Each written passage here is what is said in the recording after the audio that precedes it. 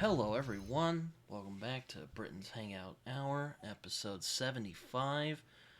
Big milestone today. I'm here with Clayton W. Snyder, who has written such works as Cold West, River of Thieves, Blackthorne, Child of Nod, and many more. How are you doing today, sir? Oh, I'm good. Glad to have you. Happy to be here. So how have you been this evening? And I think, and like I said before we started this, I think you're the first guy from SPFBO I've had on this show. Yeah. I'm doing fine. It's finally stopped raining for 5 minutes, so uh, yeah, we're looking forward to another week and a half of that. Well, Other than where are you that, I at am. anyway? Because we're both in the same Uh, time zone. yeah, I'm up in North Dakota. Oh, okay, very interesting. It's also raining out here in Oklahoma, so there you go. Um, but yeah, you've written some books. You've gotten in the SPFBO, so you're pretty. So I'm guessing you're pretty big in the self pub community. You would think that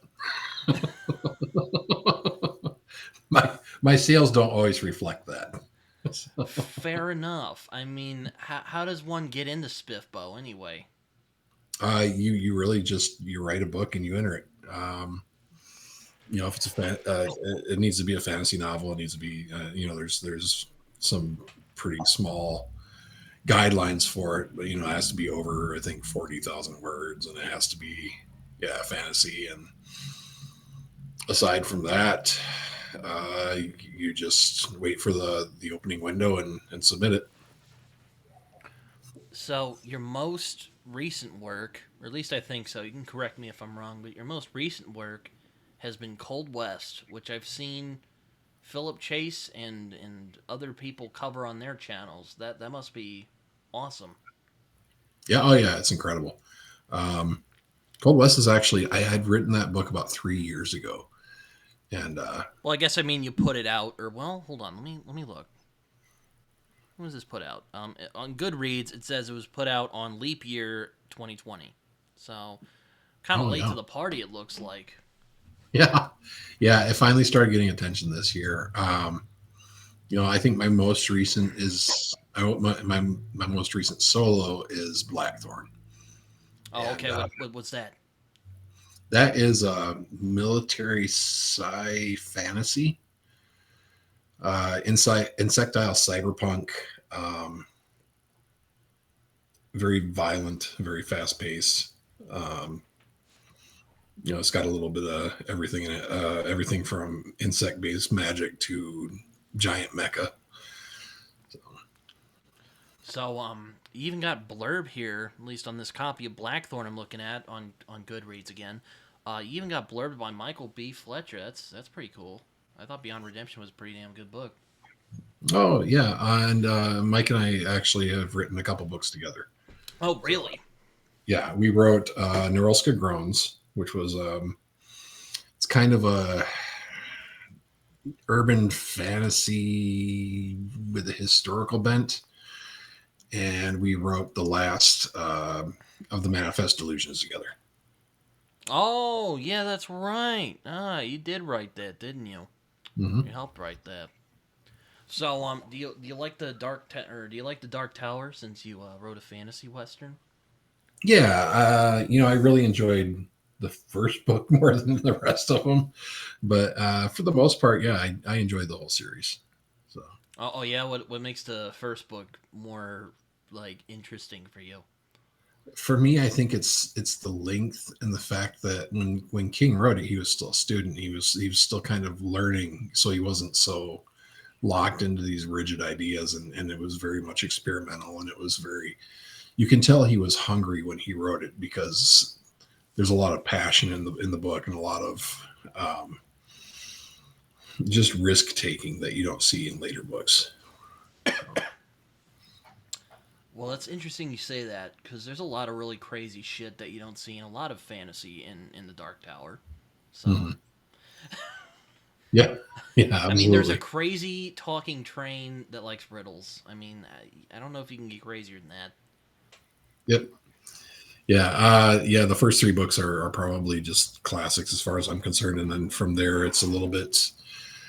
Uh, it waffles a little bit. I don't know if it's maybe he was starting to bleed out on ideas because he hadn't taken the length into account or what. And there's still plenty of crazy stuff in there. It's just that it doesn't feel as cohesive as those first three books to me. So Fair enough. I guess. Well, I guess this is interesting since I'm actually talking to one of the people who did the Beyond Redemption. Because I guess I just forgot that you helped with that. So how'd you get involved with that? Because I read the first book and I actually hold on. Let me grab it real quick. Yeah, here it is. I quite yeah. enjoy it. I probably shouldn't have, but I quite enjoyed it. So Yeah, you kind of feel like you need a shower after reading it. oh my god, yeah. There's one moment in Beyond Redemption where I'm like, oh no, I gotta put this down. I gotta make a drink. Nope. Yeah, yeah, absolutely.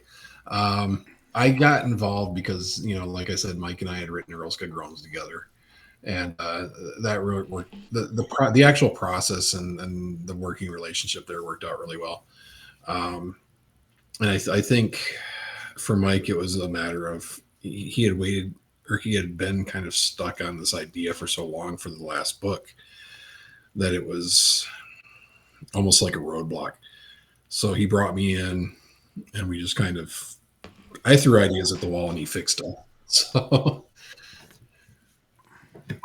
Oh, okay. Well, that's interesting. So is it like still the same characters? Because I haven't read the first, or I oh, haven't read the other absolutely, two books yet.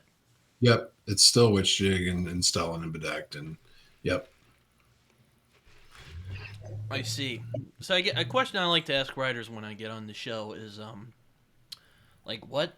This is probably I bet you've been asked this a lot. Um, like what are some like touchstones for you in your writing? You know, like people who influenced you. Oh, past influence is pretty easy. It's Rogers Losney and McCaffrey. Um, Probably Madeline L'Engle, uh, Alexander Pydrain, um, and a little bit of David End. And then I think more modern influences are obviously, Mike Fletcher, Anna Smith Spark, even Crystal Matar. Her work is very very detailed, in depth. Her character work is pretty much unparalleled. All that stuff is very inspiring to sit and read that and get ideas and get kind of to see this path ahead for improving your own craft and for moving forward. So I see. Also, what you were saying about Dark Tower. Is there a Dark Tower in the Cold West? I don't think there's that much. No, I mean like, is there an actual Dark Tower? Like, is like a gag? Oh, no, no, I never really, I've played with the parallel worlds idea, but for Cold West is what it is. And there, down the road, there may be a sequel, but I don't think there's ever going to be a world hub or a great, dimension spanning war or anything. Fair enough. I had to ask because it's a fantasy western, Mm-hmm. and it's kind of That's funny because I'm working on a well, not really a fantasy western, just a regular old western right now. So mm-hmm. fun times. And who are your influences for that? Well, for one, Cormac McCarthy. I really like his westerns. Sure. It's usually hard to go wrong with him. I also read a book called Only Killers and Thieves, which I really like. I'm actually going to cover on my channel soon. So, yeah. Mm-hmm. Oh, who else? Well, it was based on a story my grandmother told me about her father. So, yeah. Okay. And a lot of Western movies I've seen, too. Like Once Upon a Time in the Sure. West and, um, no. Basically, most Western revenge movies you could probably think of, which is a lot of them. Yeah. Yeah. So, Unforgiven, you know how it is. Even oh, Red absolutely. Dead Redemption 2, because I like video games. Hmm. So that stuff. I Awesome. still need to read more Western books. I'm actually hoping to read Lonesome Dove, in a few months. So we'll be Sure. looking Yeah. forward. McMurtry is amazing. So is, Louis L'Amour is obviously a legend for just that reason. So, Yeah, no, it's. I also read James Wade, who I'm actually hoping I'll have on this mhm. show because I've actually become friendly with him. All Sure. Things Left Wild, which I thought was pretty good. Would have been a 5 star, but the Cormac McCarthy influence was a little too apparent, so Yeah. sadly, it was not to be.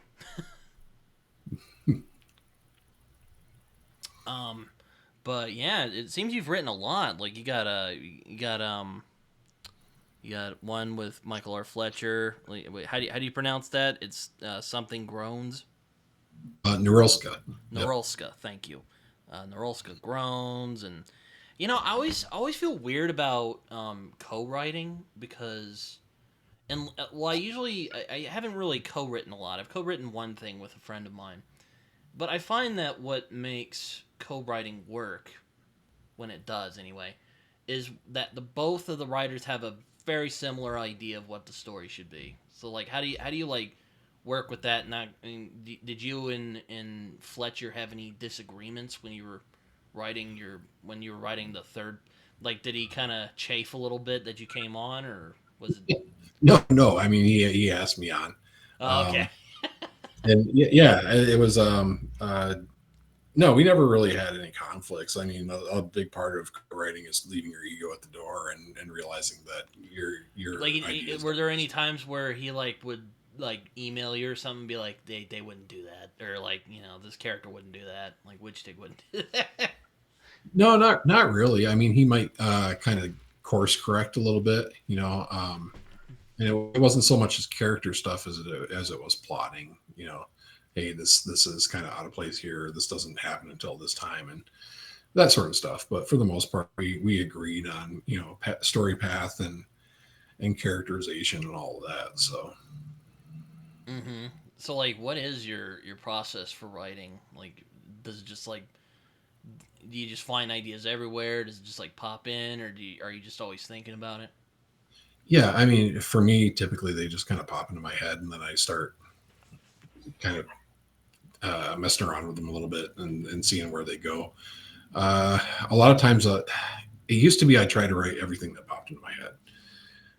The older I get, the more I realize that not every idea is gold. So what I try to do is sit on them for a week or 2 weeks or a month or whatever, and if they pop back into my head or they don't go away, those are the ones that are worth writing. The ones that I forget probably weren't worth putting the effort into in the first place. Well, I remember Stephen King said something similar. The good ideas generally stay with you. Mm-hmm. Yep, yep. There's usually a kernel of something there that you've got to work out. And so that's definitely something that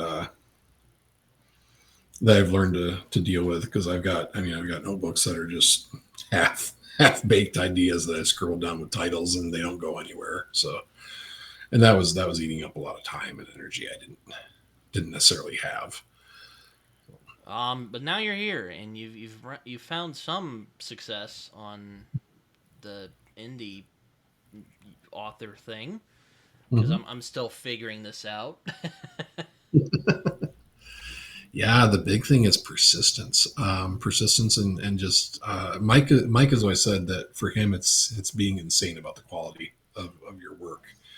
Um, but I found that it's persistence, it's the quality of your work, and it's having an original idea, and it doesn't necessarily mean it hasn't been done, but executing it in an original way. Mm-hmm. Um, and then just kind of the book community can kind of fall prey to drama and crazy stuff every now and then. And I found that the easiest thing to do is just kind of be laid back and try to get along as best you can.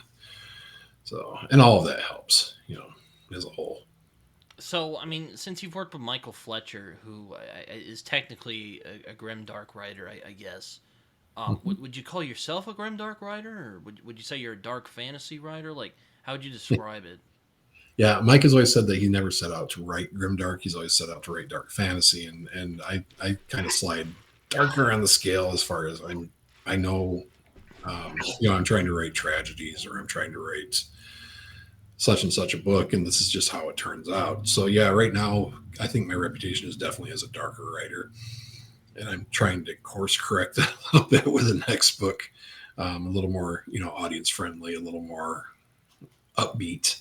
So I mean, I remember when I was reading Beyond Redemption, it kind of reminded me of, at least the world did, of like Michael Moorcock, especially Elric. I was reminded a lot of Elric. And I'm like, I don't really see a lot of people riffing from Elric unless it's yeah. like the, cursed sword. Yep, and that's definitely a big influence. Him and I have talked influences too, and that's a big influence of his was Elric and books along that ilk. So Well, I mean, I wouldn't call Michael Moorcock necessarily grim dark, more like weird dark fantasy oh, definitely, kind yeah, of pulp. yep. So, like, what got you to write Cold West? Because again, there's not really a lot of fantasy westerns out there. Or well, I mean, I bet there's some of them out there. I just haven't read a lot of them. Well, except for the Dark Tower. I think I was watching Unforgiven for probably the 20th or 30th time, and this I had this character's voice in my head, and it just kind of developed itself over the next couple weeks, and I finally sat down to write. To see what he had to say, and that it all kind of came out. This was the course of these are the events that happened during the story, and when it was done, it was done. That's sometimes you can't control the length. Um, I remember when I showed my dad Unforgiven for the first time, he was just kind of like, okay. Like, he didn't really get it. yeah, yeah, it's definitely not what you would expect out of a western. Especially the old days when everybody wore a white hat, and they were the good guys, and so Well, sure. I think that's I think Unforgiven's a really good movie. So it's one of my favorite westerns anyway. yep. So you were inspired by Unforgiven. Yeah, Unforgiven. God, there's a couple others in there. Bone Tomahawk, Hmm. 310 to Yuma, even Pale Rider, Outlaw Josie Wales. There's definitely some other influences in there. Have you read any of Zoller's novels? S. Craig Zoller. He made Bone Tomahawk. I have not. Oh, they're very. I've only read his two westerns, and they're very good. Okay.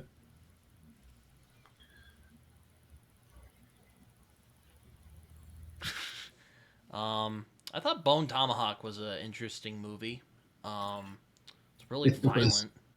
it was incredibly violent. It actually went to a couple surprising places. Yeah, no, like the infamous cave scene. I'm just like, oh my, oh yeah. I'm glad I watched that film by myself, and my parents. I think my parents were like out eating or something, and then Yeah. there was like the vivisection scene. I was like, oh man, oh, Yep. That'll put you off your dinner. oh, oh, yeah, no. I think my favorite of his movie. Did you ever watch Brawl in Cell Block 99? I have not seen that one, though it has popped up on a couple of my streaming services recently. Oh, So fantastic film. I was okay. about to say it's probably my favorite of his movies because it's just one of those like type of films. Yeah. Yeah. I recently got into well, I was on a revenge flick kick there for a while, so I was watching stuff like Nobody and John Wick, and and there are a lot of lower budget stuff like Avengement, and uh, I'm trying to think of what the title of the other one was, but it was a Jason Statham vehicle, and they're all decent to a degree. I think I had the most fun with Nobody. That movie was just a blast. Um, John Wick was right up there as well. It's pretty much tied with that, but Hmm. I find revenge stories fascinating, and I find them kind of fun to write as well. So Oh, I mean, speaking of westerns, have you ever like read or watched True Grit at all? I have. That's one of my favorites. I've seen it a couple times, couple three Which times. Yeah. one? The modern. Oh, the modern one. Okay, Yeah, okay. I prefer the modern over the older one. I don't really have anything against the older one, but I just really enjoy the performances in the newer one. Yeah, I would agree though. I have to say, no one says "fill your hands, you son of a bitch" like the Duke does. So, Mhm. I mean, Yep. can't really, can't really beat that. But aside from Yeah. that, I do agree with you. I think, and also it's the Coen brothers. So there you go. I remember reading the book in high school. I remember liking it. Um, I want to read it again at some point. I don't know when I'm going to do that though. Yeah. Speaking of McCarthy, I think of another one of his that's a technically a western, but maybe people don't consider it, is No Country for Old Men, and I think that's a fantastic grimdark flick. Yeah, It really, that's a yeah, I would consider it a western, like a modern day one. Like, do you yeah. ever watch Hell or High Water? I think I've caught bits of it, but I don't think I've seen the whole series. Oh, I was about to say it's kind of like that. Kind of reminds me of that, like a modern western. You know, Yeah. Right now, I think the only what kind of adjacent western I'm watching is Warrior. So Warrior. What was that? The movie? that is it's a series from HBO, I believe, or Showtime. Um, it's based in like 1800s San Francisco, and it follows Chinese gangs. But it's based on a story by Bruce Lee. Hmm. Never It's heard. it's actually, yeah, it's very good. So, Huh. Interesting. I'll have to check that out at some point. Um, I mean, you've written other things like let me see. You got like River of Thieves. That one looked interesting to me. oh What's that one? Well, aside from Cold West, anyway, it looked interesting to me. yeah, River of Thieves is kind of a God, it's hard to explain. It's a satire, but it's almost like a grimdark comedy. That's the best way to explain it. Um, it was my first attempt at a novel. And it did fairly well, but it's not 100% cohesive. It's definitely, if you don't take it too seriously, it's a fun read. The second book is definitely just kind of overall constructed better. But I love the little world I created. I love the characters I created. It's basically a bunch of thieves get together. Most of them are cursed in some way by a wizard they tried to rob, and it's just them pulling off heists. Amoral near do wells, I assume. Yeah, for the most part, yep. I mean, they do have a code of ethics, but it's pretty screwed up. So, So is it like Liza Locklamora, or is it darker than that? well, it's been compared to Loch Lamora as far as being like almost like a comedy version of it. I see. You've also wrote Blackthorne, which is a sci. I'm taking it as science fiction or science fantasy. Yeah, science fantasy. Yep. What made you want to write that? That's kind of odd compared to like River of Thieves and Cold Every now West. and then, yeah, every now and then I get a bug to write something a little more modern, but still weird. So, um, and I had this kind of idea where these mechs coincide with magic, and there are witches that use insectile sort of sorcery, and there are people like they're technically necromancers, but they only talk to the dead, and then they can manipulate this thing called the necronet. But it's this whole mesh of odd like sci-fi slash fantasy ideas all kind Looks of kind smashed. of Dead Spacey. It's a little bit dark, yeah, but I mean, I it's don't know if you definitely, play many video games, but like just looking yep, at it, kind of reminds me of Dead Space. Do you ever play yeah. that, or do you play video I played games? a little bit of it. Yep, I'm aware. Oh, okay. So, And you also have one called Child of Nod, which looks which looks kind of saccharine a little bit. That's a bad word, probably. No, It that's looks fair. more That's it looks more cozy, and unless it's not, you're it's definitely not cozy. It's dark fantasy as opposed to grimdark. But it's probably closer to YA. It was the very first novel I ever wrote, um, and it's kind of flitted around independent publishers, and then it just kind of floated off on its own. So it's not attached to anybody right now. I see. I mean, I guess another good question is like, what attracts you to darker stories? I think there's something to be said for the way we view human nature and the way we view um, the way the world is run and the state of the world and the reality of it. Um, but the fact that there is always the possibility of fighting against the darker reality and the possibility of that there's always this little glimmer of hope no matter how small.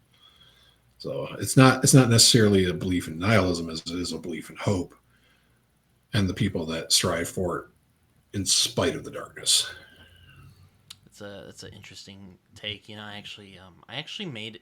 I mean, I like darker stories more myself.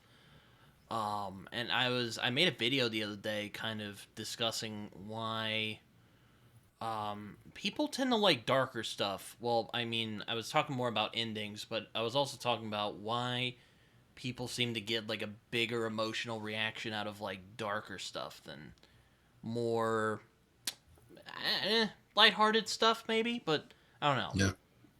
I was curious why like people get like more of a reaction out of something like Old Boy rather than something like, you know, Forrest Gump, to name a to go with movies.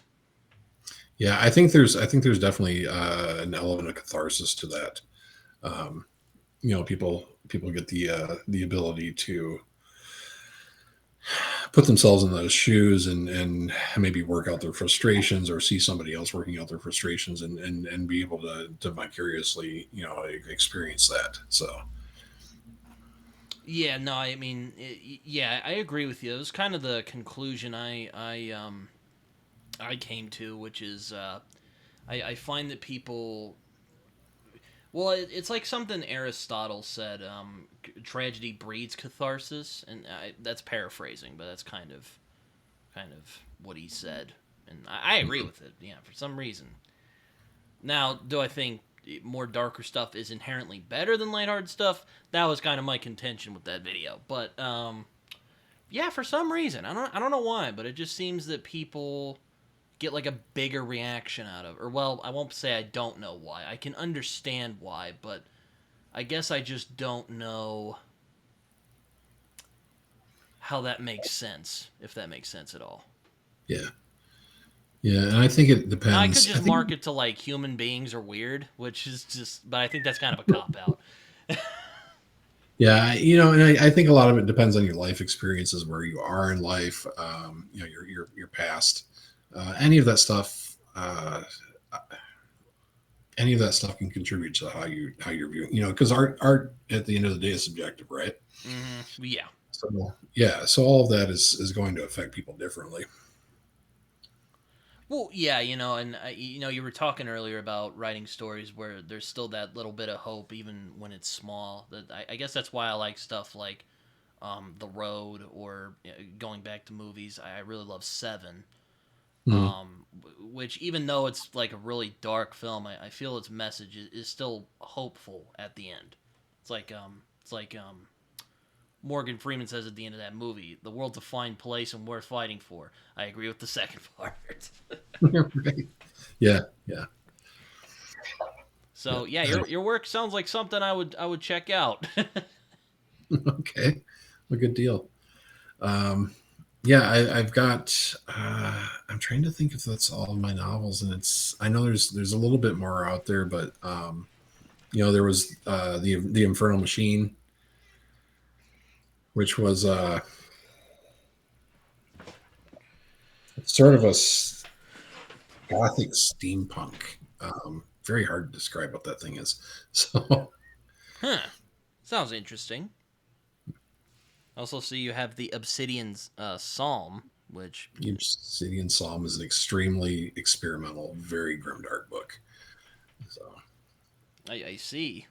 yeah. Yeah, you got a lot of stuff on Goodreads here.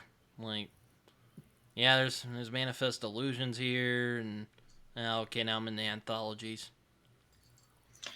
Yeah, I've got a few, and I'm in a few anthologies. I have got a couple publications in places like Grimdark Magazine and all that. So, Demons Inc. Demons Inc. Ah, I forgot about Demons Inc. That is my urban fantasy, and that I had a blast writing that book. Yeah, I mean it looks I don't know if you read a lot of comics at all, but it kind of looks like Constantine a little bit. Yep. Constantine was definitely one of the influences. So was I can't think of the. I'm totally blanking here. Um, Dresden. Dresden was a slight influence. Stephen Blackmore's Eric Carter was an influence, uh, and there is one other, and I cannot think of the author. Is the author of The Girl with All the Gifts, and he wrote an urban fantasy series, and it's simply fantastic, and that is also a small influence on the series Mm. or on the book. I mean that's interesting. I mean I'll have to check them out. They look interesting. I mean so like what are you working on right now at the moment? Right now, I'm working on it doesn't have a title.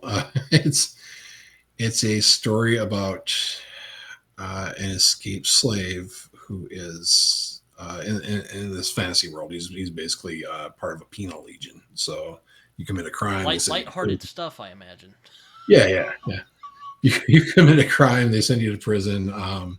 And then in exchange to work off your debt, they throw you into these legions that go and fight or do tasks for the nobility. Mm. But basically, he's escaped from these legions and is tasked by a god to stop his old legion from trying to kill a god to get to harvest their blood so that magical tattoos, can be made from it. All right. That sounds pretty wild. I'm Yeah. sure I'm sure your fans are looking forward to that. I'm looking forward to finishing.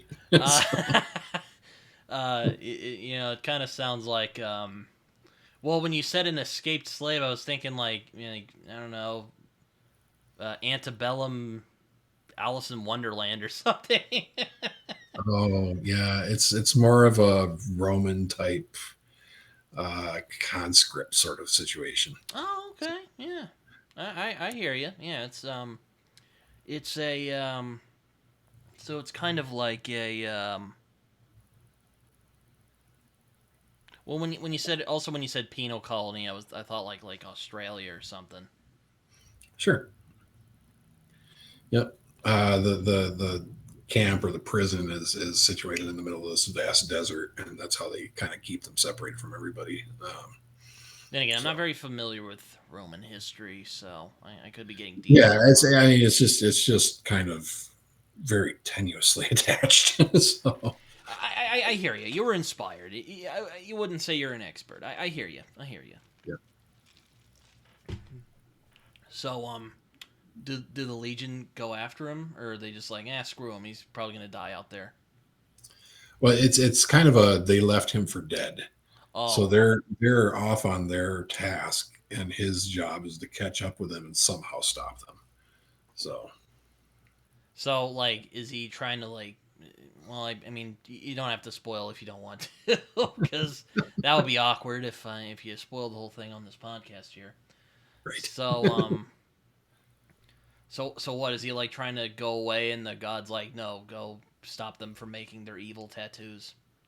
Yeah, he's trying to live his own life, and basically the this god that's kind of waylaid him is making his life miserable until he does what he's told. So All right, so do gods in this world just do that to anyone? They're just like bugging them until they do what they want. well, they're a viable presence in the world. Um, they're vastly powerful. They're these kind of they're definitely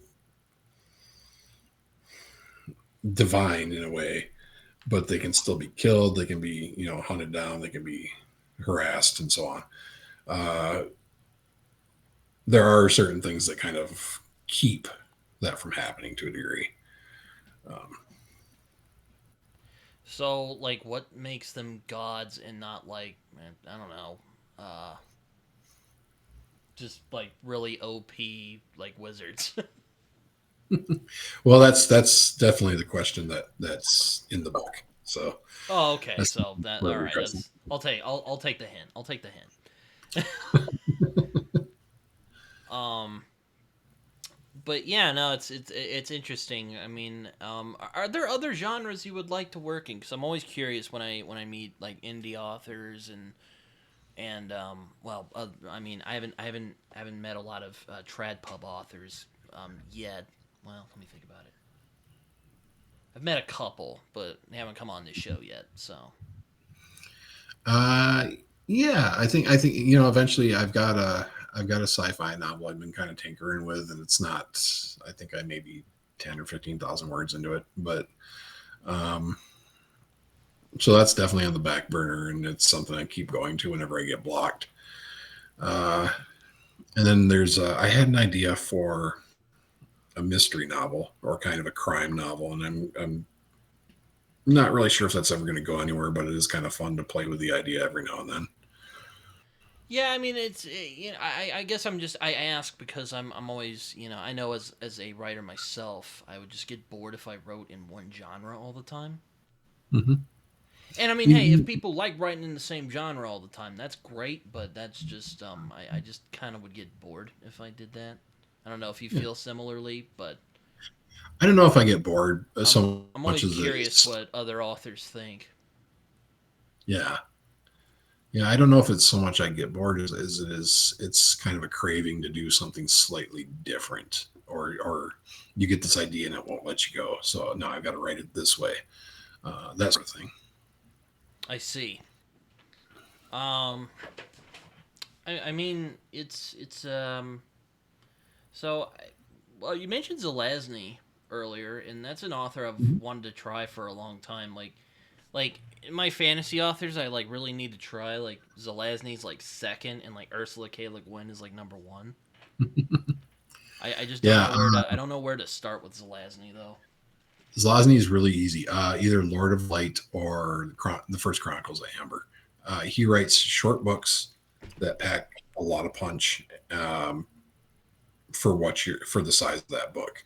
He's excellent at characterization, at mood, at magic.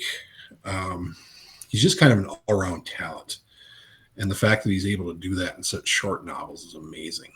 So, yeah, you can pretty much pick up like Nine Princes in Amber and start, or Lord of Light and start, and you'll get an idea of what he's like. So kind of like Moorcock, and kind of reminds me of Moorcock a little bit. Yeah, I mean, I'm pretty sure they were kind of contemporaries at the time, so you know. Though for some reason Moorcock's still kicking.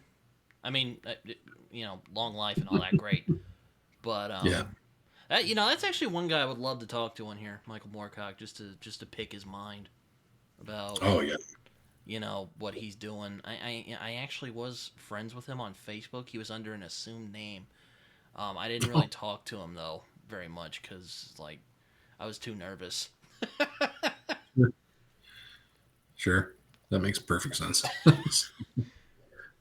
I'm like, this guy he's actually older than my grandparents, a little bit, not too much older than my grandparents, and like he's like one of the biggest fantasy writers ever. Even though which is kind of sad that he's. I mean, I don't want to say he's being forgotten, but because those big Elric omnibuses came out a few years ago. Yeah. Um, I so I'm I kind of think maybe I'm kind of frustrated by some like I don't know how much booktube you watch or if you just kind of screw off and do your own thing, but like there's yeah. certainly on booktube there's like the authors like people talk about, and then there's like the ones they don't, and that kind of makes me sad, like Mhm. Moorcock and like Fritz Leiber, Robert E. Howard, people like that. Yeah. I guess the You know, point of if you that like, is I like pulpier stuff. Sorry, I didn't mean to interrupt oh you. yeah, no, absolutely. If you like Howard, you might very well like Scott Odin. He has written a trilogy of novels based on. They're very much sword and sorcery. That name is familiar. Yep, a gathering of ravens and Doom of Odin and so on. I think my Uh, friend Liam may have read him. I could be wrong. If Liam yep. watches this and he's gotten to this point, you can let me know in the comments. But yeah, I do like that stuff. When it's done well, there's a lot of it that's really bad. Yeah, and I think Scott is definitely probably along the lines of done well since he's had a traditional contract for those books for years. I mean, what's Trying also to, nice about them is that they're pretty small, so you can kind of digest them pretty quickly. yeah, Yeah, yeah, and don't get me wrong, I don't mind my. I mean, I'm reading Jonathan Strange and Mr. Norrell right now. Thick boy. So I am not against the chunky books, but it's nice to have the like thin. You can read it pretty quickly. Which I've heard that's a good sure. thing about Zelazny is his books are apparently very like I've seen an omnibus of the Amber series. It's the whole thing. So I've been eyeing it at my local bookshop. Yep. Yeah, the first 9 books, I mean, even put together, are much longer than a standard fantasy novel these days. Um, so it's a pretty, and his style of writing is so clear, and his prose is just so well done. It's an easy read. So I look forward to. I do want to read A Night in Lonesome October because though people are like, yeah, that's kind of referential. I'm like, well, I don't like that, so I'm gonna check it out. You yeah, know, yeah, but that's definitely a good one too. Um, and kind of to what you were saying about people not losing touch with the older fantasy authors. I think that's true of readers, but I don't know that's necessarily true of authors. well, Uh, no, I was talking mainly about like BookTube, not really like authors. I oh yeah, think sure. I mean, oh man, do I really want to say that? I don't want to say that authors are better read than the booktubers because then I'm gonna get flamed online. But Well, I I think we do have a think that, or at least I said this in another video I made recently. Like I think that authors, if they want to write fantasy, they should understand like where the genres come from. I guess. Now you don't have to. I mean, I think you can still write like good fantasy stories, even if you like Howard and Tolkien. That's great. But I mhm. think when you read more widely in the fantasy genre and figure out, oh, there's more we can do here. Um, I think Yeah, that and that's I mean, I think that creates better opportunities. For more uh, unique stuff. yeah, and I think that's the advice I always give authors, anyways, is when they ask, how do I get started, or what do I need to do? It's always read widely, and not just in your own genre. Read everything you can get your hands on. Good, bad, doesn't matter. Fiction, nonfiction, because all that stuff is going to help whatever you're creating, whatever you're doing, your prose, your grammar, whatever. It all, your story structure, it all makes a difference. So, Yeah, it kind of reminds me of this pretty funny writing advice that Alan Moore gave, where he's like, even read the bad stuff. Read the stuff where you'll look at it and just be like, oh my god, I could write this shit. yep. Which I'm quoting mostly verbatim. Uh, now I don't know if I've read a lot of books that have made me go that way, because I'm pretty good at sniffing out books that I generally think I would like. Mhm. But I've certainly read bad ones. Like for instance, I have no idea. Like there's some people who talk shit about Self Pub and great, but please don't take that out of context. Um, but like there are some people like Terry Goodkind. I have no clue how they got published, but alas, the world is not a fair place. Right. Yeah, I mean, I've read my share of both, and there's definitely stuff I've read that has made me spite right.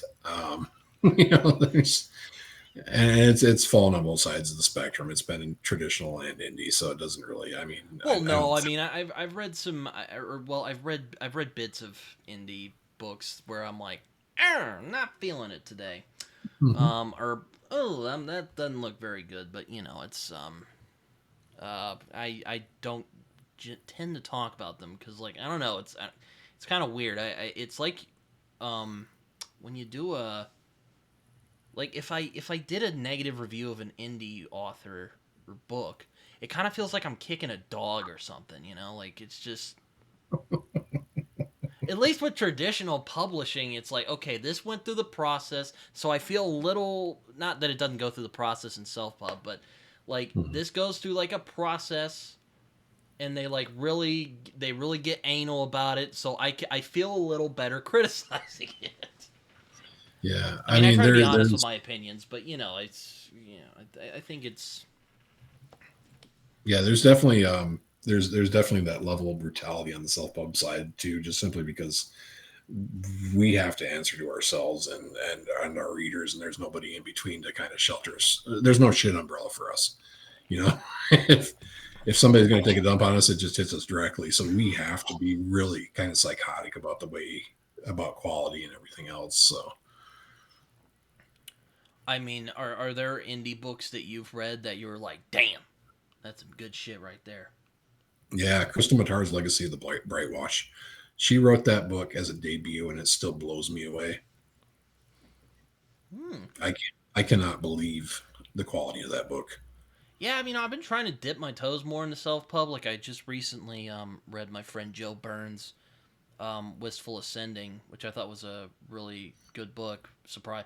I mean, I don't want to say surprisingly, because it sounds kind of mean, but it was it's a superhero story. It's a space opera story. I was expecting it to be kind of like a fun adventure, and it is a fun adventure. But like, there was some stuff in there. I was like, wow, this is really damn good.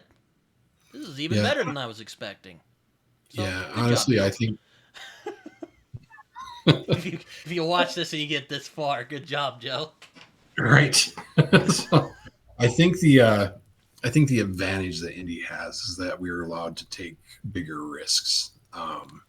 We're allowed to do things with story that maybe traditional isn't right now. We're allowed to do things with characters that traditional isn't. Uh, we're allowed to do something that's a little insane that might lose a traditional book sales or not making any sales. And we're allowed to do that stuff because we have complete creative freedom. Um, at the same time, if you're looking for quality indie books, definitely hit the SPFBO up. Um, Anytime the finalists pop up, that's a I have yet to go wrong there. So I mean, it must have been cool when you learned you were on SPFBO. yeah, it was definitely a confusing moment for me because I didn't think I had written a finalist worthy book, but apparently I did. So I was pretty happy with that. Yeah, I also read Philip Chase's The Wavy Dan, which I liked a I've heard lot. I've heard very good things. Yeah. Um, I mean, it's very. I mean, I don't know. I mean, it's very much in that kind of classic fantasy, whatever the hell that means, Mm-hmm. vein. But like, I wouldn't call it grimdark, but it definitely has its moments of complexity that I really really enjoy. Also, I'm quite fascinated by religion, so I just that really scratched that itch. Sure. I mean, I mean, I don't really know your taste very well, so I won't. But I recommend it at least. I think it's a good book. Yeah, I will read just about anything. So as long as it's well put together. My biggest thing is I will DNF a book no matter what, in about a heartbeat too. You And that's won't a or you person. will. I will, and Oh, that's a okay. person. Yeah, it's a personal thing. Um, I have I'm a a hard really big. time doing that. No, Yeah, I have done it before, but it's more like I'll get back to you later more than a yeah, just fuck this yeah. And I sucks. will. I mean, yeah, I'll go back. Maybe a year later or six Maybe months if later. like my brain isn't fully in. Like I did it with a book, Motherless Brooklyn, the other day, and I was Okay. I was kind of like not feeling this right now, so I put it up and got another book out. So there you Yeah. go. Yeah. My Kindle is littered with corpses. So. Uh, I mean, I did read your beginning paragraph of Cold West. It looked good. So, No, thank you. Yeah, yeah. People seem to really love the voice in it. So all right. So it is a standalone. Like it's kind of it a is. It is a it, standalone. that's becoming kind of what's the word? Um, a rarer commodity in the fantasy realm. Is I think we'll see more though. Traditional is definitely pushing towards more standalone, shorter books because of the cost of printing alone. So I think we'll see more of that swinging back this way. Though apparently, Simon Jimenez and I don't know if you read him. I haven't, but apparently he did. God, I'm not Englishing very well today. Um, he did Spear Cuts Through Water, which is apparently very good. Oh, So sure. I haven't read it yet, but we'll see. Also, Neil Gaiman generally does standalones, and I really enjoy Yep. Neil Gaiman a lot. Yep. Uh, I've never really felt the urge to write a trilogy. I just don't. I like my standalone stories. I like being able to tell one and done. So Fair enough. So is like River of Thieves kind of like I don't want to say it's like Sword and Sorcery, but is it kind of like in that vein where they're like standalone stories in just the same world? yeah, the first book is definitely that. It's split into three kind of vignettes. The second book is a overall story, and that's a little more cohesive, and it's definitely same characters and everything. But yeah, So you pulled a Dark Tower, I see. I did. Because like if I So remember right, the Gunslinger was like three novellas he kind of was messing with and put them together. yeah, yeah, yeah. And if you read the newer version, it's a little more cohesive too. So he kind of patched over those gaps. So So like, So I've also saw you read Nod. So is Nod like one story, or is it just same, or is it just vignettes in the same world? Child and Not is one story. There were two other books, and they got dropped by the publisher, and I cannot find the files anywhere. So now it's a single story, which I had always wanted it to be. I had always thought it just needed to be a So wait, standalone. did you complete it, or did like the publisher? Yeah, I had actually finished the trilogy, and they were Oh, okay. published, and then the publisher dropped me and dropped the books. So Ouch. yeah, Did it you get the happens. rights back? I got the rights back, but That's I good. lost the edited files, which is odd. So That's good. I'm glad that they didn't screw you over there. That would have sucked. no, they're barely up and up. It was just kind of there was a management shuffle, and I got caught in the crossfire. So Oh, okay. That's good. I'm glad that you didn't get screwed over on your books. yep, I mean, that's always a good thing. So like, yeah. I guess I'm curious. Like, what would you say like your style is? Well, I guess I already asked you that when I asked you about Grimdark earlier. But Mhm. like when you write, like, what is it you're like? Do you like more like gritty, or do you like more of the fantastic? Like, how does it work for you? It's a little bit of both. Okay. Um, the magic systems tend to be more, they lean a little on the soft side. Um, the voice is definitely a little more gritty, but you're going to find things that are definitely more on the fantastic in my stuff. Mm. So, I, so it's kind of a mix of everything. I see. I've been thinking about making a video or having a conversation or something about if fantasy should be more gritty or whatever the hell that means, or more realistic, or again, whatever the hell that means. Yeah. Because like I've read like Joe Abercrombie's First Law, which is great by the way. I really enjoy that. Mhm. At least I've only read the first series, and I really enjoyed it a lot. I think he's really good at what he does. Um, Absolutely.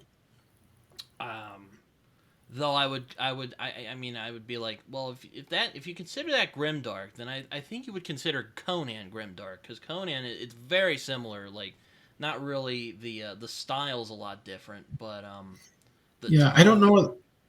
I don't know that I've ever considered Joe to be grimdark, though. I think he's dark fantasy, but I Well, mean, yeah, I there's still, agree. I've heard he doesn't really even like the term grimdark, yeah, or and he I used don't, to. He didn't. He used to not yeah, like it. yeah, I don't really see it in his books. Or You know, gritty fantasy. That could yeah, be a good term. Gritty fantasies. yeah, it's almost, God, what's a good way to? It's almost like if Sam Peckinpah wrote books, Dog Day Afternoon and all that. Yeah, so Wow. Okay. Yeah. That's an interesting pitch. I never thought of it like that. Um, I actually watched The Wild Bunch a few years ago, just for the first oh, time. I'd never seen it before. okay, Um, really good movie, especially the end. yeah, That was a great film. And a lot of people are I like, "Oh love. man, it's dark," and I'm like, "There's some romanticism in there. You shut your Yeah, mouth. You shut your mouth, Peck and Paw." Peck and Paw's all like, "When a man dies, he should be like," because he was fucking nuts. Um, yes, he's all like, "Oh, my movies when they die, it looks horrible." Though, hey, violence in that, I was like, "Holy shit." yeah, he's known for that. It holds up, man. I was kind of like, it was like that meme where the dude's mouth is agape just watching the carnage. I'm like, oh my god, Yep. great film though. I mean, it's not the darkest western I've ever seen though. What's the point I was trying to get? Might be Right. Yeah. that might be like Unforgiven, or did you ever watch? Have you ever seen The Proposition? I don't think I've seen that one. Oh, it's Hmm. fantastic. I don't know if it's like that. What's my point of saying? Okay. There's still like camaraderie there. It's not just like there's still this kind of romanticism, I would say, even though it's pretty violent. Sure. I'll put it this way: it's like darkly romantic, but he just doesn't shy away from the violence like a John Ford might. Yeah. Yeah. And that makes sense. Yeah. That's definitely his style. So Excuse me 1 minute. sure. I don't know if you have any cats, but they're fucking neat. I have one cat and I have three dogs. Thought I saw a dog try to come in earlier. Yep. So I guess that's a good little side question here, since we're on the subject. What animal do you think is more needy? Do you think a dog is more needy, or do you think a cat is more needy? 'Cause God, dogs. Yes, dogs. dog. I'd agree, but this one here, Jerry, she can get a little on that side. Why do you want in so bad? And she'll probably want out in like 5 minutes. So Oh yeah. enjoy her while she lasts. I'm sure Yep. your cat That's does why, the same thing. that's why I didn't even bother closing this. Because I know she'll come find me. So. Yeah, my parents sometimes watch my YouTube videos, and they get real neurotic. They're all like, "Ah, oh, shut the door. You want them to see the toilet because the bathroom's like right there." Oh And sure. I'm like, I don't think they care. Though there are some people who've commented on the toilet, so I mean, I don't know. It's like, I don't know. But yeah, no, that's an interesting way to describe First Law. I never thought of it like that. That actually fits. Like if Peck and Paw did a fantasy, what would Yeah. it look like? Yep. That That's actually not. sounds like an interest. Though I don't know if he would. I don't know if he would have done it. He probably. Yeah. I think my favorite of his is still Straw Dogs. I So. really like Straw Dogs. That's actually the first one of his. I didn't realize that was Peck and Paw until like a few years. I just remember because the remake came out, and I was like, eh. And I saw the original movies, like, okay. Yeah. So, um, yep. Even though I'm not the biggest Dustin Hoffman fan, he is really good in that movie. So Yeah. at least I think. Also, I don't know why, and like everyone, it kind of makes me sad when I see people going back to the First Law, when people hate on the normal guy, kind of nice guy gets pushed to the limit and just fucking explodes. Like that's why I like Straw Dogs. Like I really like. Oh, I'm kind of a sucker for that type of story. yep. Where Yeah. like That's why.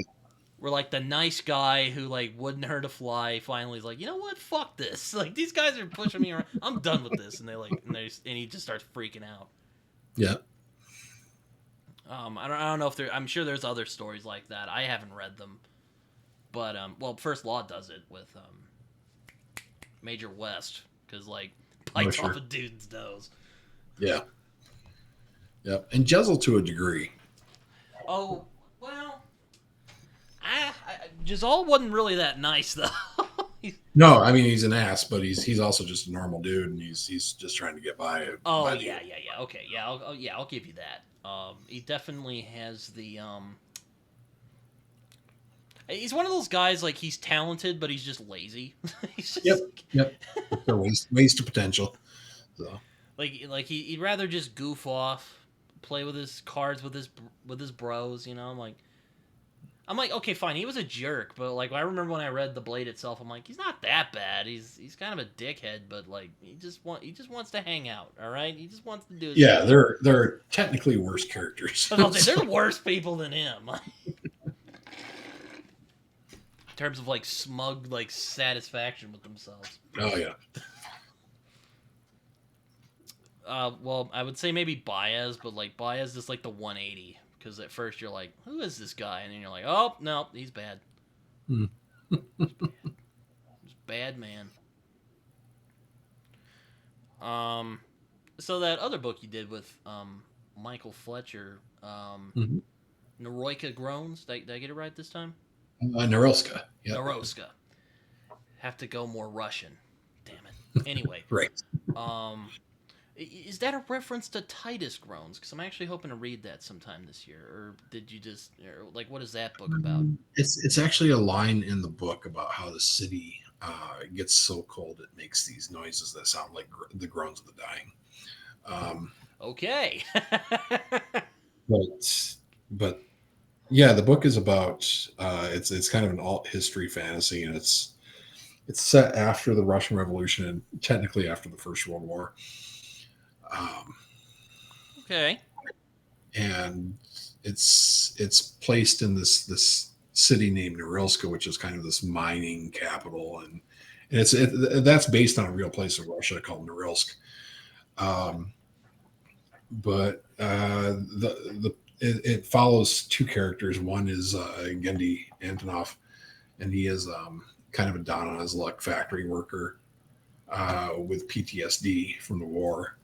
And he gets fired and he's trying to find work, and he ends up kind of tangled up with the mafia. And the other is follows Kat, and she is kind of this. She starts out as this kind of mousy, almost housewife type person, and she joins. Oh, I thought you said a cat. Her name is Katrina. Oh, okay. I was about to say Michael Fletcher really likes cats. There's a dead cat that gets brought back to life in Beyond Redemption. Right. So, but her whole deal is she technically joins the police as a secretary, and she inadvertently gets promoted. And then the rest of the book is kind of how these two lives conflict and clash. So. Oh, okay. So like, what's the alternate history? Did they win the Russian Revolution? Well, or is that spoiler? It's that's left intentionally vague, really. Oh, okay, never mind then. Basically, crime families have risen to the point to the nobility. Oh, okay. So the entire country is run by crime families. The magic part of it is there are stones that you can wear that either contain traits from people. So, like if you need courage, you would have a courage stone, or if you need to remember something, you would have a memory stone, or to learn a skill. You might have a stone that has all the skills of a stonemason, and that teaches you how to do all those things as long as you're wearing it. So, and there's a variety of these stones, and that also comes into play because they can adjust your personality, and they can change how you interact with people and how you interact with the world. So there's always a cost to your magic. Is that what you're saying? Right. Yep. So is that like a thing you play with a lot in your work? Yeah, I mean, it's definitely like Mike's magic is definitely um, more defined and more structured, and he's definitely got the costs down. As far as mine is tends to be more insidious. You can like in the new book, you use the blood of creatures to create magical tattoos. Um, You really like tattoos. the catch is you have to kill that creature yourself. So not, or you have to hire somebody to kill that creature for you. You really like Or they're tattoos, not. I see. Yeah, yeah. So I mean, I have several. Oh, okay, fair enough. I have one on my leg. It's Batman. But yeah, you can get certain abilities or gifts from the way the tattoo is built. If it's inked in runes or whatever in your arm or your chest or whatever. Um, So is it usually, like sword and sorcery, or is there like flintlock, or well, I guess not flintlocks because that's World War One. So are there like guns? which Norelska? Yeah. Yeah, yep. There are guns, there are sabers, there are, so there's a little bit of So everything there's there. guns in your fantasy. Yep. That's one thing I would like to see more of. I'm like guns. You would probably like Brian McClellan then. He wrote an entire series of Flintlock fantasies. Oh yeah, that's right. I have his first book on my TBR. I need to read that. I've heard it's pretty good. Yeah, I think it's Sins of the Empire. Yeah, I've heard it's actually pretty good. Um, Mhm. I mean, I remember seeing a cover, and I'll admit I'm kind of a cover snob. So I saw the cover. I'm like, this looks kind of generic. Yeah. But I still like to read it. I mean, I generally Yeah. like more softer magic, but I there are some where like if the magic is like has a cool twist, I'll check it out. Like, that's why I tried Beyond Redemption because it's like the crazier you are, the more powerful magic you become.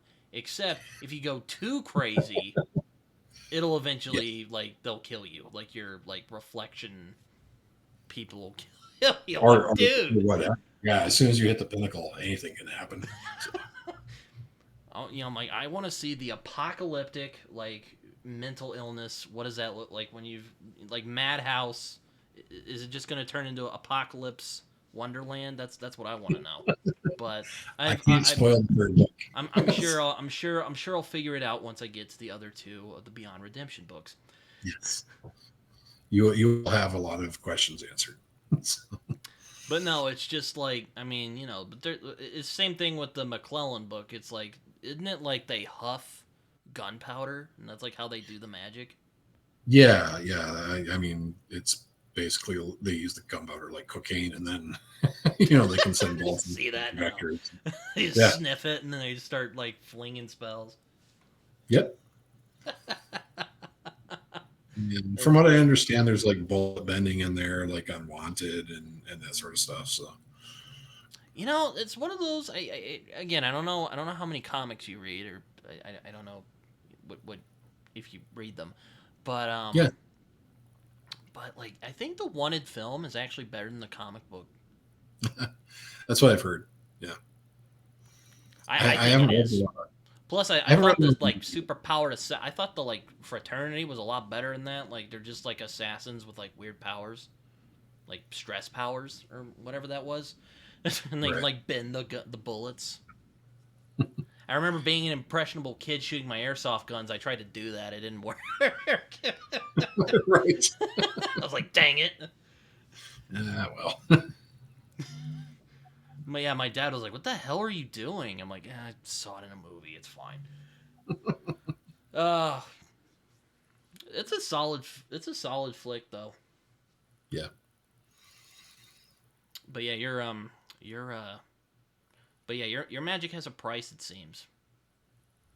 yeah, and that's I mean I guess that's kind of the point. You know, I magic suppose it without does price. with Fletcher's as well. So I guess you two actually fit well together. You fit together well. Yeah, Again, I haven't read any of your collaborations yet, so I don't know.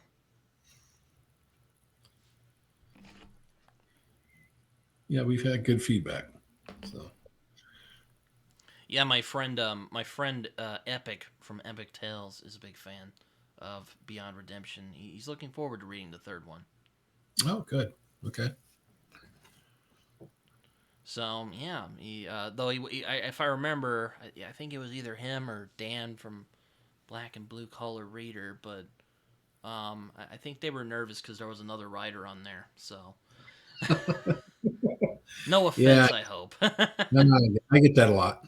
So, Yeah, it's it's just like, a ooh, matter the of. first two books. I'm like, wait, who's this Clayton Snyder guy? What?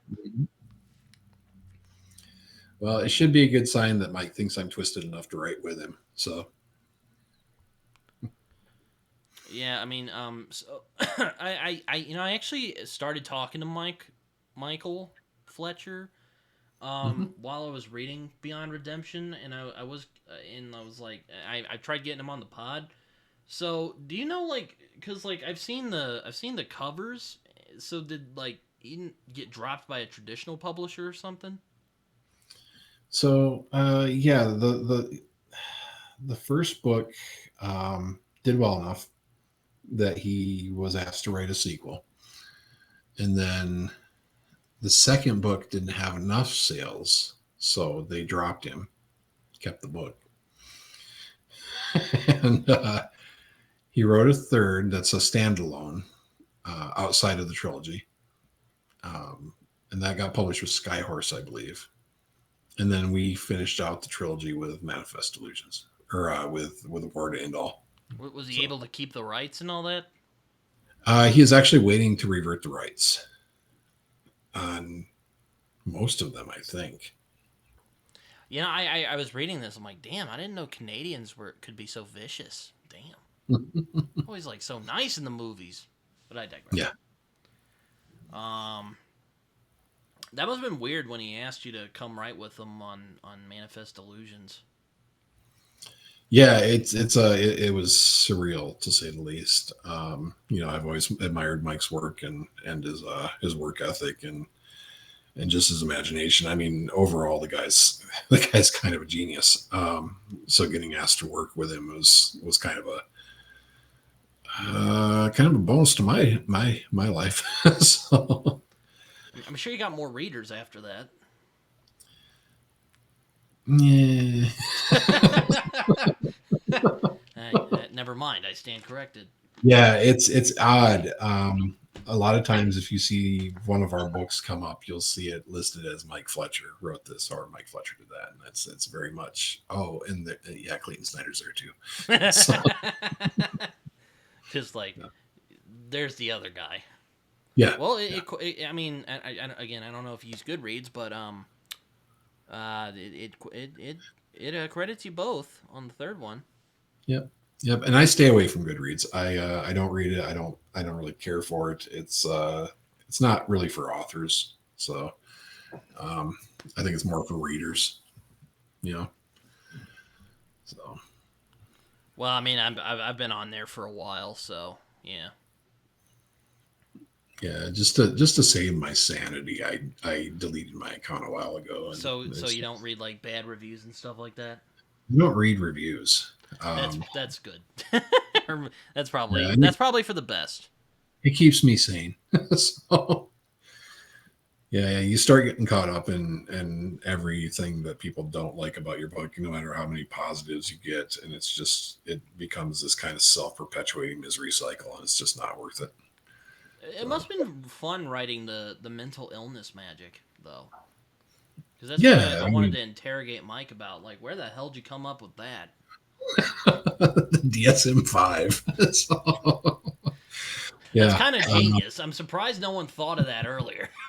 yeah, that's actually kind of shocking. But it's definitely a brilliant move, and it works out. I mean, he nails it. He knows how they work, so he definitely did his research. Oh yeah, it's. I mean, I don't have any of those. I mean, I have some mental health struggles, but nothing like Mhm. that. But Yeah. one of the things I like about Mike's work that I've read so far, anyway, because I've only read one of his books, but I like how he certainly has the talent of making these really depraved, disgusting individuals I don't know if I should say sympathetic, but you do understand them on some level. Yeah, yeah, he's very good at handling characterization and insight, giving insight into the characters themselves. I So mean, it's not an easy task to write unpleasant characters without just making them into dickheads. and I mean, technically, they are still kind of I dickheads, mean, but they're they're okay, fine. They're dickheads, but they're interesting dickheads. yeah, yeah, yeah, and some of them are even likable. So Yeah, like I kind of liked God, Brecht, bedecked, yes, Bedecked. Yeah, he ripped yeah, off a bunch of German names. Um, yes, he. uh, he seems like the most normal one out of everybody.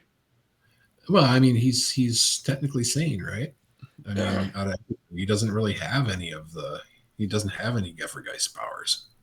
Yeah, So one of my favorite like little because some I like little, how do I describe it? I like little detail. I sometimes like little details that makes a world feel richer or something. Like I don't know if that mhm. makes sense. But Yep. there's a scene where they describe this like city that one of the like people who can do the mental illness magic, like he literally went so crazy he created a city just with him. Yeah, that sounds like Koenig. Um, yeah, and that would be subsauce. So if that's the case. I also like how he played with the Chosen One in that, but again, there's two other books. I should get to them at some point. I don't know when, but I'd like to. Yeah. But yeah, I mean that must have been cool though, working with him. Oh, it's fantastic, and he's laid back and he's easy to work with. Like I had mentioned before, the big thing is you leave your ego at the door, and you realize that nobody's idea is better than anybody else's. You just take the one that works the best and you work it in. So Well, I mean, I didn't want to imply that, but I was curious if there were points where he was kind of getting a little possessive of his ideas because you were kind of oh playing with his toys. no, not at all. And a That's matter good. of fact, he was deferring to me a lot, and I finally had to kind of tell him, hey, look, this is your baby. You need to tell me what to do. So I'll have to ask him for confirmation whenever I get him on the show. yeah, it's that Canadian politeness. So, No, it's come full circle. The mm, Canadian. Uh, um, but yeah, no, it's but yeah, I liked Beyond Redemption a lot. I love the cover art. I don't the I'll admit I thought the second one didn't quite. I mean, I don't own it yet, but I've seen it around, and I'm like, oh man, what mhm. happened to the? Or actually, I asked him. I'm like, what happened with the other two books? He's like, I couldn't afford the guy after book one. Yeah, yeah. Artists get expensive after a while. I know, dude. Like, I've tried writing comics, and let me tell you, man, that is insanely difficult to do. Yeah. Especially if you're a Well, writer. If you're an artist, you could probably get by because like you're the guy everyone's looking for. But I can't really draw for shit. right. Yeah. So when you're I a guess. writer, you're kind of screwed over. you Yeah. Yeah. Yeah. have to It be. gets, it's You have to have like a good like backup, or whatever you want to say. right. Yeah. It's so odd with cover artists because you start out, you typically find a cover artist and they're affordable, and you kind of do two or three book covers with them, and then somebody else likes them, and then it just kind of spreads, and it's like you've gone from maybe $500 for a book cover to 2 grand, and it's like, oh shit, I need to find a new artist. So Yeah, like right. Like I paid a friend of mine to edit a novel I wrote, a dark fantasy novel, and which I'm actually looking over again right now. So anyway, yeah, I paid him $400. So it's a good price for an edit. yeah, no, it was good. It was the friend discount, luckily. So I kind of lucked out there, but he earned that money. That's all I gotta Oh, say. He did a good good. job. Do you send yours off to an editor, or are you one of those who just like obsessively goes over it again and again and again? I used to obsessively do it. Now I send it off to Sarah Chorn. She has been doing most of my editing for me. So Oh, that must be nice. yeah, and she charges reasonable rates. For somebody that edits for some of the biggest names in fantasy. And that's a draw for me too, is I know she's going to treat my book very well. So, Well, who else has she done? uh, she's done Fletcher. She's done, West Chew. She's done, oh my God, so many names. I can't even, if you kind of look out, you might even be able to find a list somewhere, but I know she's got traditionally pub, indie pub. She's just an amazing editor, and yeah. All right. Oh, sorry, I got thrown off. It's still light outside. Oh yeah. You know, yeah, no, it's sounds like you have a good deal going. You did Cold West and a bunch of other books. Is there any particular difficulties with doing self pub? Yeah, the cost is usually the hardest part. So, cost of cover, cost of editing, cost of layout, um, all of that can be a little prohibitive at times. Luckily, I only write one book every year or two, so it's not too bad. But um, yeah, that's the big thing. And then the marketing is always kind of hell. Making sure people know you're out there. Selling your book, selling yourself, keeping up your social media, not doing anything stupid. There's about a billion different things you got to keep an eye on. So Yeah, you don't say like something offensive and people go like, "Oh my God, Clayton yeah, Snyder, yep, get off of Twitter right, yeah, or and X or just whatever the generally, hell it's called now." I still call it yeah, Twitter. yep, Why, Elon? Why did you change it to X? Anyway, like even smart people have their moments. I guess I don't know what to say about that. yeah, I don't really have an opinion. So I try not to. It's still Twitter as far as I'm concerned. So Fair enough. I mean, it's a lot of stuff. So is hmm. Blackthorne also a standalone? Yes. Although I've had a couple people ask for a sequel, so eventually down the road I will write a sequel. So All right. Well, like I said, it's interesting that you're writing standalones because again, that's kind of a rare commodity in the fantasy sphere. well, the big thing is it lets me chase new ideas, and I don't have to worry about, is the second book going to suck? Is the third book really going to suck? And the stuff like that. If the first book stinks, I'll just write a different book. So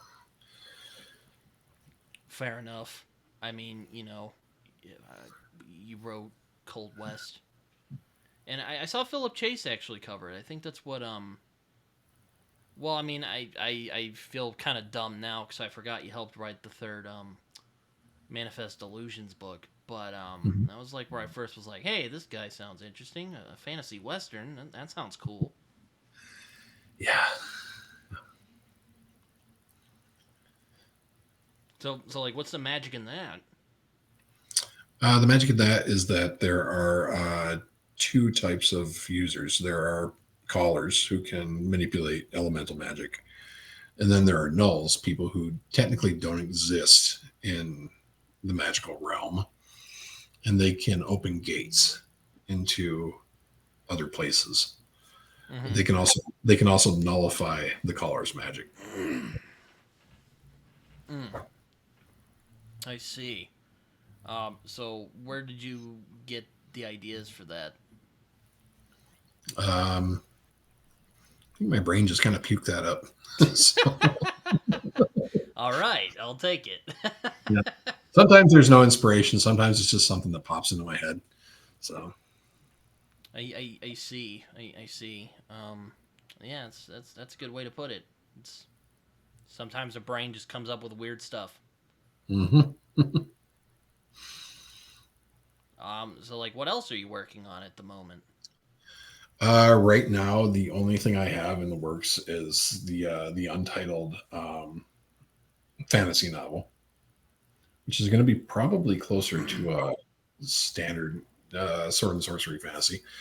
Um, and I do have a short story I submitted to Grimdark magazine. So that's it. Wow, that's a lot of stuff. Yeah, You've that's written a enough. lot. There's even Yeah, anthologies you've been in. Like, what is this? yeah. That is a lot of short stories. I've had a lot of luck with my short stories. So Excuse me. I write a couple a year and send them out and see where they land. And I've been fairly fortunate for them to show up in collections and best ofs and all that. So Oh yeah, Obsidian Path is another one from Michael Fletcher I've wanted to try. yeah, that is a fun series. I love that Sounds series. Eternal Champion-y. Going back to the Hmm. Moorcock. It is very much inspired by Elric. So Ooh, man, I gotta check that out then. yep, I do like Elric. yep. It's probably Mike's most popular series. It's fun. It's very sword and sorcery. It's got touches of old school fantasy in it. It's just a blast. So I'll have to check it out. That sounds like something I would dig a lot.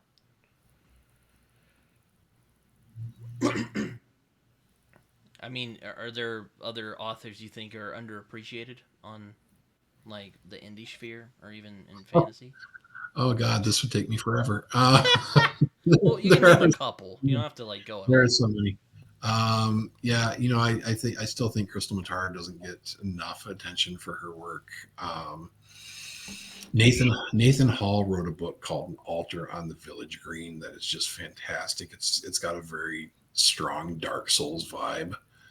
I'm trying to think of who else deserves attention here, deserves more attention than they normally get.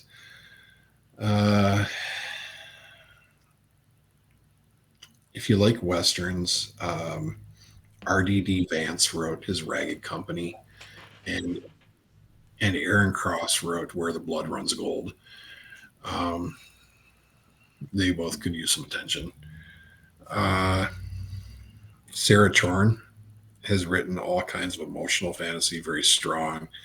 Everything from um, borderline romantic to grimdark stuff. So there are authors. There's so many authors out there that just don't really get the attention. And if you just kind of trawl the SPFBO listings, you can find all kinds of people that deserve a leg up. Yeah, I've heard a lot about like Anna Smith Spark or yeah. Yeah. Her Um, work just yeah, is her she work is is she a just brilliant. trad pub author or is she a self pub? She is traditional published, but she does not get the recognition she deserves. The woman is a genius. So And I saw she wrote something with Fletcher. yep, in the shadow of their dying, and it's fantastic. It's a little novella, and it's dark, and it's just Yeah. yeah, great. So Yeah, I see one of her books, Court of Broken Knives. yep, which is my favorite, one of my favorite series of all time, The Empires of Dust. So Very interesting. Very interesting. Like, is there a place I should start with Anna Smith Spark? Like, is it that one? yeah, I would start with Court of Broken Knives. You'll know if it's going to click with you or not, probably within the first couple chapters. I've heard she can get pretty dark, and her prose style is very good. Yes, to both. So, yeah. I've heard it might be even a little grim. Ha ha ha ha ha Yes. ha. uh, Sorry, bad puns aside. yes. I apologize in advance for the bad puns. Yeah. Physically painful, but it's all right. But yeah, I mean, yeah, I saw John Morrow interviewed her. Have you Yep. been interviewed by John Morrow? Not interviewed, but he did give a glowing review to Cold West. So. Oh yeah, I saw him talk about it on Goodreads. Mhm. Um, indeed, it sounds yeah, no, I need to pick that up. Sounds like something I would enjoy. If you have a Kindle, right? I do not, but I do have an Amazon account though. Okay, because I can shoot you an e version of the book. I'll consider it. Okay. I might have to read it on my phone. I read Andrew Meredith's Thrice on my phone. It just kind of threw me off because I'm not used to. Oh, sure. Yeah, Yeah. yeah. I don't know if I mean you said you have a Kindle, so I mean I don't know if you've have that I same read. kind of. I do, but I read everything on my phone. So it's Well, I just. was about to say I'm sure you're not as neurotic about it as I am because I just get really I because I read it on my phone. I'm just like this is weird. I can't do this, and I just or well I finished the book, but I was like that was weird. yeah. Anyway, I've thought about Yeah. getting a Kindle. I mean, I heard it gets cheaper when you go to Kindle. So plus I have Yeah. a lot of books back there. So I mean, it probably would do me some good to get a Kindle. Yeah. That was the main reason why I started going to the e-readers because I have several bookshelves full, and I'm kind of on a physical book buying ban at this point. So Your wife or are you married? yes, yes, Oh, okay. Your wife, spouse, partner was like, no more. yep. I know that feeling. I don't know if my parents have gotten there yet, but they're like, dude, we need to get another shelf for some of these books. I'm like, I know.